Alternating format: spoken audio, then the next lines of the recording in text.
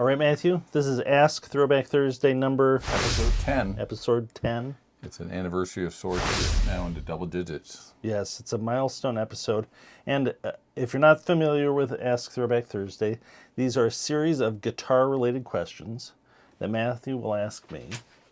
Viewer questions, listener questions compiled from... Online questions. Online questions. Sometimes over the phone. And website, over the phone. Anticipated questions sometimes. Sometimes. We may take more than one person and make a composite character. Yeah, it's like AI. Yeah. So, anyway. But hopefully... You've got the questions. I've got the questions. Are you ready? I'm ready. You want the first one? Let's get the first one. Okay, the first question. What is the point... This is a magnet question. I'll give you a hint. What is the point of Unoriented Alnico V? Is this a modern fabrication? Oh, I remember seeing that. I remember seeing this question. It did not answer it online. Yeah, this is related to our last video where what makes a P.A.F. that we did. Mm-hmm. Okay, so the question is Unoriented Alnico V. Is it a modern creation in? I guess that means, was it in vintage P.A.Fs? Yeah, I guess. Okay. Yeah. So the history of this is that, And generally, they just want to know what's the point of it. Why have it? Yeah. So the history of this is that vintage P.A.F. pickups did have unoriented Alnico V, and I will put this in sort of layman's terms, which is what works best with me anyway. So the unoriented Alnico V, Alnico, in order for it to be magnetic, for it to be able to hold a charge, it has to be heat treated after it's cast, no matter what the grade of Alnico. There's two ways they can do it. And this is how it was explained to me by the engineer, at the magnetics company that explained it to me. But for it to be magnetic, for it to be able to hold a charge, it has to be heat treated after casting. And what that involves is it can either be oriented, which means they expose it to a magnetic field in the direction that it is to be charged when they heat treat it, which makes the magnet more efficient. Mm-hmm. Or it can be unoriented, which means they don't expose it to a magnetic field that's in the direction of the application for that magnet in the direction it's going to be charged. Makes it less efficient. The specification as to whether or not the magnet is oriented or unoriented changes with the grade of magnet. So Alnico 2, the spec is for it to be unoriented. The spec for Alnico 5 is for it to be oriented. However, you can make an unoriented Alnico 5 magnet, and they did with some P.A.Fs. They also made oriented Alnico 5. This is what, but we want to offer the ThroBak. We want to offer the full range of vintage varieties. So we actually have two varieties of unoriented Alnico 5 from two different manufacturers in the U.S. And we have two different variations of oriented Alnico 5, one short, one long.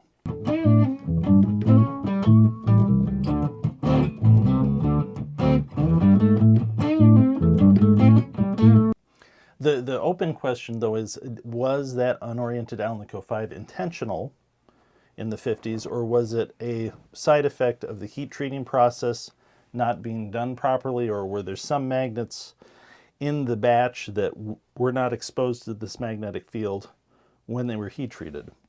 And that's an open question. However, I will say, Permanent Magnet Company, the first time I ordered from them, they're now out of business, but they were in Indiana, and they had a very long history of making magnets for Gibson and Fender.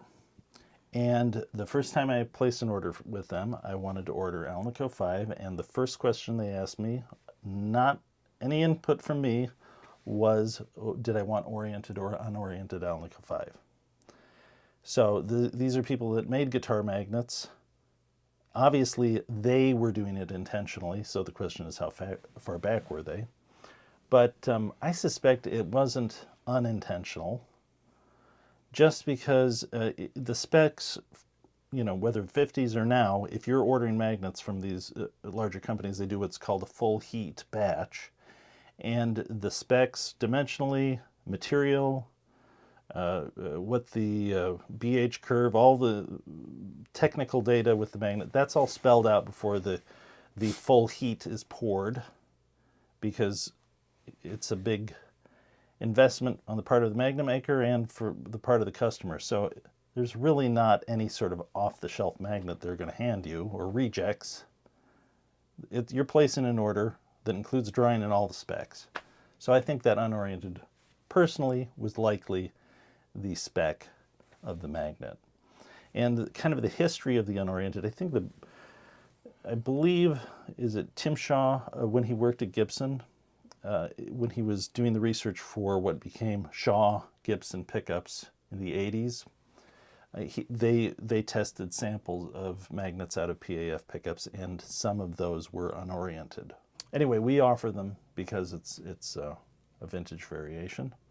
And tonally, it has some of Unoriented Alnico V has some of the characteristics as far as attack, a little bit softer attack, just slightly, that an unoriented magnet like Alnico II has, but it has a different.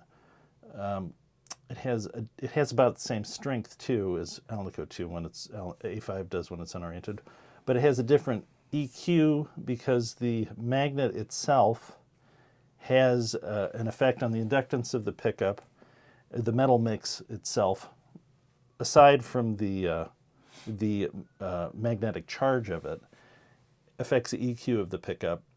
And so you'll have a tonal difference as far as EQ goes between A2 and A5. The point of unoriented Alnico V? Yeah. Now, if they intentionally ordered it that way, my guess is the point was they wanted a less powerful magnet. Right. But they wanted the EQ difference that you get from Alnico V. And that's why. So when we're making a pickup with these magnets or designing them, that's a factor I take into account. This is the EQ profile and what's the best combination as far as the other pickup specs go to work with that magnet.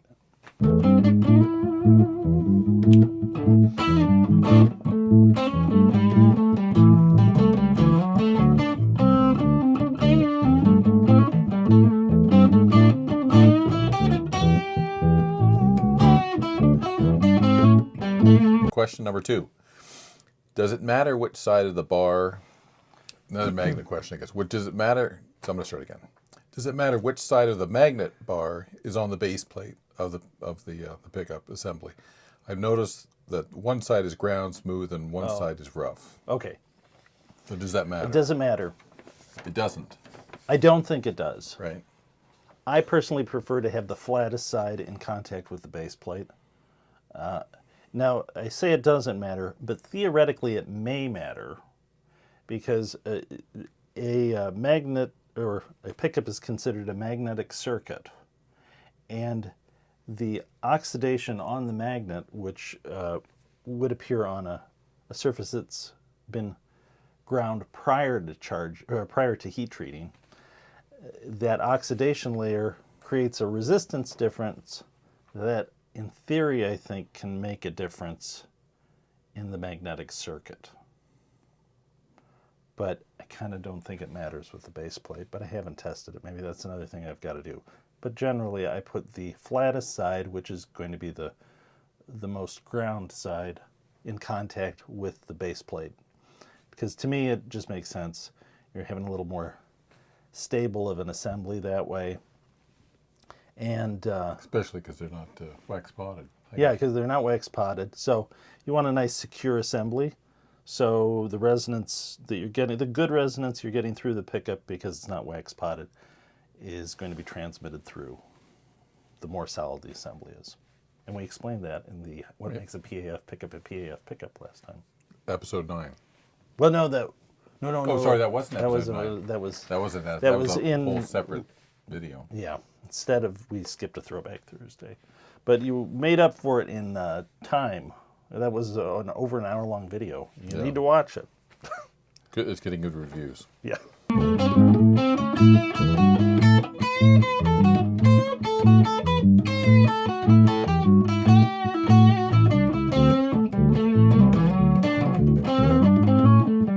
Oh, this is just a couple of comments that people wanted to make. Okay. And what a viewer said, These are not questions. they're These not are really comments. questions, Okay. but you can it may bring back some fond television memories. I'd forgotten about the robot dog named Muffet in the original Battlestar Galactica. That's right. Yeah, I don't think that this relates to our P.A.F. pickup video. No. I don't think that has the magnet wire hair, though. But the do you remember the dog? I do remember the dog. I And think I remember the dog. And then do you remember the use of the It's a word robotic dog. was there I can't remember this, but was there a use of the word frack? I don't remember. Was there? I didn't get enough time to look at it online, but there were some comments about Oh. the use of the word, and it was That a I don't euphemism remember. for another F word. But. Oh, I don't remember that. And then another unrelated question, but just a video question. People are assuming that we have coffee in these. Right and here. Well, they have a coffee cup on them. Sometimes I switched from the generic ones back to these. Well, people are thinking they must be drinking coffee and then a Jameson's, No, it's of hard. course. It's hard liquor. You right? got Jameson's liquor, but I just want to make everyone aware that we're actually drinking Cod liver oil. Norwegian Yeah. Oh, natural I forgot that is lemon it. flavored cod liver oil. Yes. It's good for your healthy joints. That's right. Blood pressure. And it's got omega Carlson. Yeah. 1,100 milligrams of omega-3, and it is bottled in Norway, Yeah. and it has a natural lemon flavor. Apparently, they are fed only lemons, so that's why it has a natural lemon. They're infused cod, lemon infused cod. So it's just It's a good reason to get that. Yeah. Well, it's good. We'll have to see if Christopher Anderson drinks that Yeah, daily. that's right. Norwegian guitar Hero. king. Rick Estrin Yeah. is guitar player, if you don't know who. Yeah.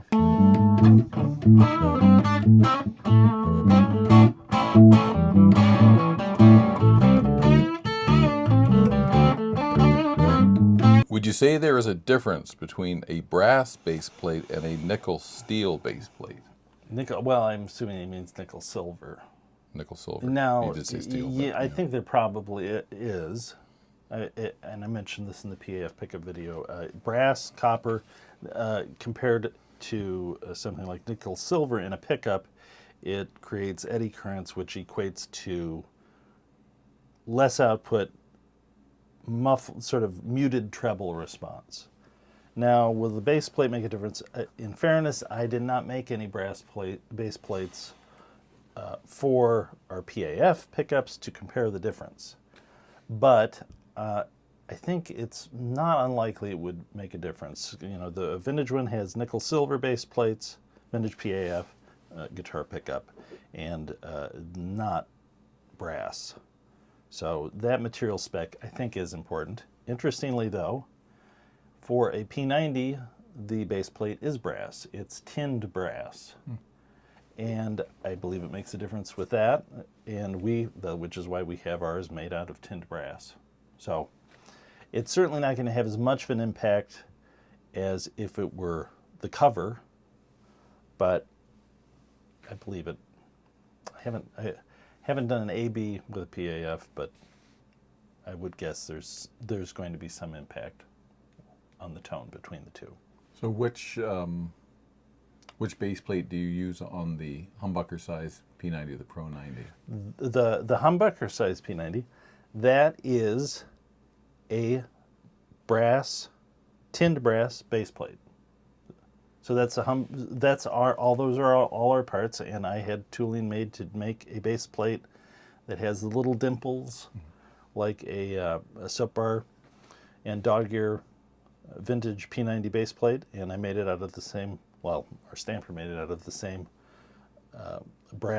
tinned brass material. They stamp it in brass, and then they tin it afterwards. So you couldn't use Sort of a that plating process. You couldn't use that base plate for say Oh. SLE 101 or something. Oh, I see.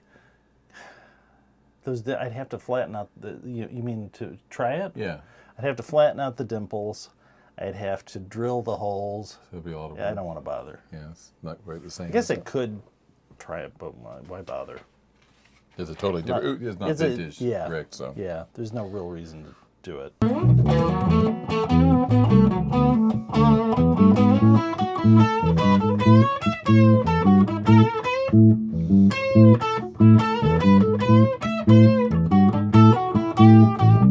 Is new old stock wire important for old P.A.F. tone? Okay. I get this question a lot. Okay, so the important specification with wire as it relates to P.A.F., and I sort of go over this in a resistance video that I do, where I talk about the vintage ohm meter that Gibson used. But anyway, I'll go over it again and add a little bit of information. The important spec with vintage P.A.F. pickups, and if you're making a repro, is that it needs to be plain enamel, 42 gauge wire, and it needs to be, which is available from 2 manufacturers still. But the vintage detail beyond that is the wire diameter within the 42 gauge tolerance and the ohms per foot within the 42 gauge tolerance. In the 50s, 42 gauge wire, you ordered it, you got 42 gauge wire, and you got the possibility of all of these differences in outside diameter and ohms per foot within that tolerance of 42 gauge. When you order it now, they ask if you want min to nominal tolerance, the wire supplier, the manufacturer, or nominal to maximum. So they subdivide this tolerance now. And most pickup makers order min to nominal because it's a way to, if you're winding pickups from one spool all the time, it's nice to have a consistent wire size.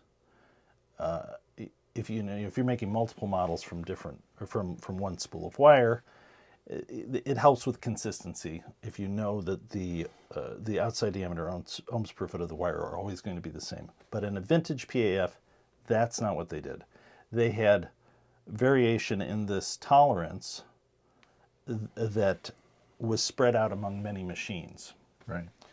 So you may find a P.A.F. that has wire that's on both bobbins that varies within this tolerance more than you would find today.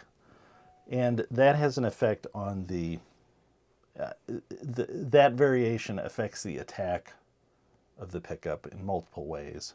But it affects how large the bobbin builds up, what the resistance is for the same number of turns.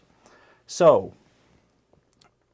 for me, for what we make and for how we do it, that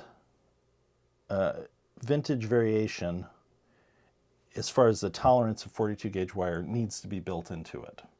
Rather than just ordering min to nominal wire, like is most common today for pickup makers within the 42 gauge tolerance, we order the full range of tolerance within 42 gauge, which allows us to have the ohms per foot and diameter variation of vintage.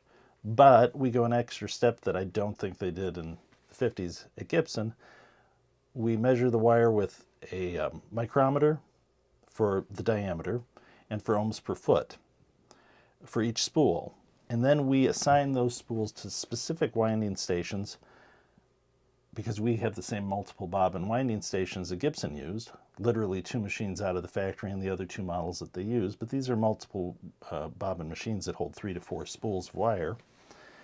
And we assign this specific spool to a specific station, and in turn, we know that those specific wire spools are used for specific pickup models. What that allows us to do is have the vintage variation of wire for specific models, but we get to make it repeatable because we're actually sorting the wire. So that is the important spec beyond just plain enamel wire for a vintage P.A.F. and a repro. So the question is the vintage wire different? It's different in terms of that tolerance, how they sorted it. And there is a difference too. There used to be more manufacturers of plain enamel 42 gauge magnet wire. And my experience has been is that variation in tolerance varies with the manufacturer. Luckily, the two manufacturers who make this still, if you buy from both of them, you can get kind of the full range of outside diameter and tolerance.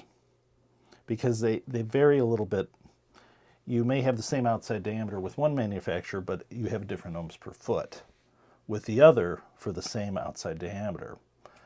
And that affects the tone of the pickup. So there was maybe a bit more potential variation of this in a vintage pickup because there were more multiple winding or magnet wire manufacturers more than there are now. We just sort the wire to duplicate what we see in vintage pickups that come in for repair.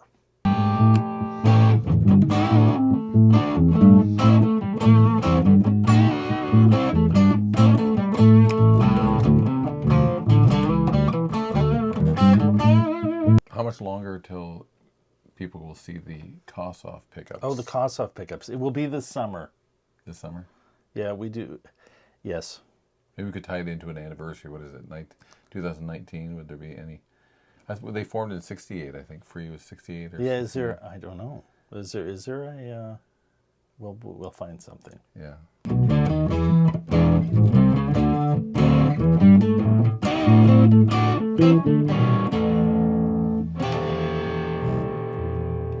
All right. So you want to talk about guitars, Matthew? Yes. Let's talk about. Now this. we've This is. People we've have talked seen about this. that. This I don't think people have seen. No, I don't think this is a Jack Briggs Apollo Junior. I like the finish on it. Yeah. He calls it a Junior, but this is two pickups like a special. Mm-hmm. He offers it with one pickup too. I think he calls it a Junior. Just I'm not sure why, but I bought this maybe 3 or 4 years ago. I think He it might made be it longer than was that. longer than that, and it is so. I don't have many custom-made guitars. I think really all I've got is for electrics is this, and that AJP guitar over there. But there is a plus to getting a custom-made guitar like this because you do get I think for the money you get a very high level of detail.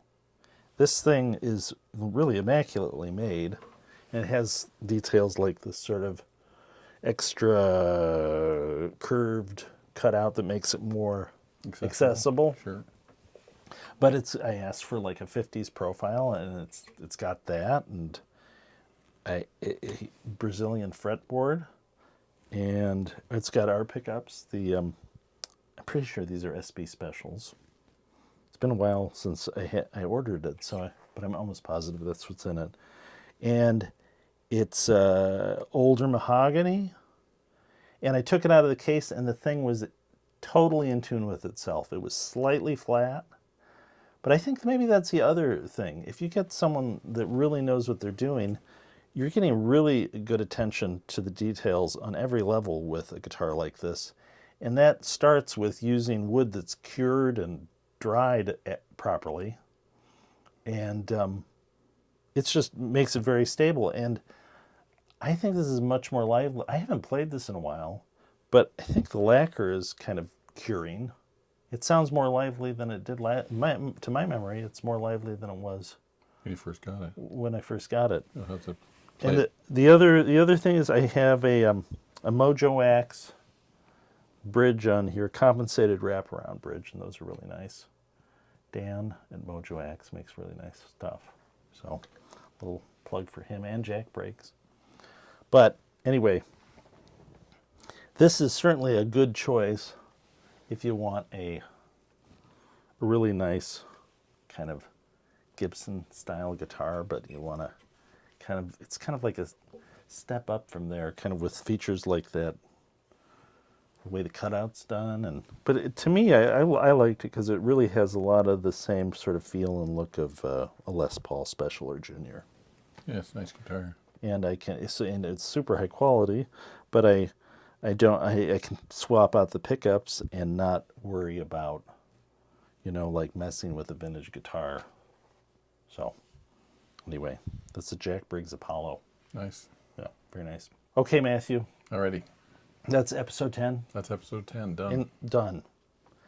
And if you haven't watched the catalog of ThroBak Guitar Lounge videos, now's the time to do it. You'll get hooked. And anyway, hopefully, if you liked the video, click like.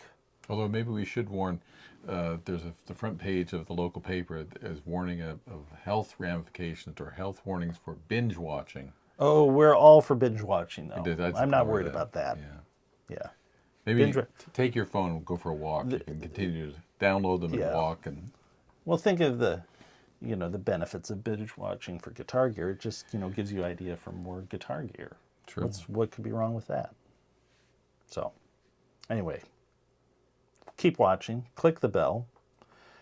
Click subscribe and the bell, when you click that, that'll give you notifications of future videos.